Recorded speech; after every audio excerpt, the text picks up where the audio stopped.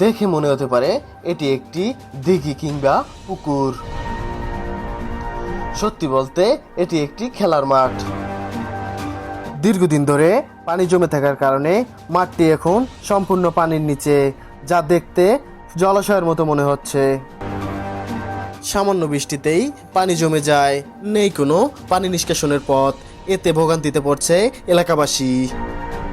এখানে দুটি প্রতিষ্ঠান থাকলেও পানি নিষ্কাশনের জন্য তাদের কোনো দৃশ্যমান উদ্যোগ নেই বলে অভিযোগ স্থানীয়দের। এলাকাবাসী জানান, এই মাঠে আগে প্রতি বিকেলে ছেলেরা খেলাধুলা করত। এখন সেই মাঠ পানিতে ডুবে আছে, দেখে মনে হয় যেন ছোট্ট একটা দিঘি। দীর্ঘ সময় পানি জমে থাকায় মশার উপদ্রব বাড়ছে।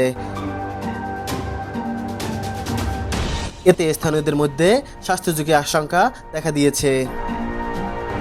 এ বিষয়ে প্রতিষ্ঠানগুলোর কোনো বক্তব্য পাওয়া যায়নি। স্থানীয়দের মতে মাঠটি ভরাট করলে স্বস্তি মিলবে কিশোর কিশোরীদের।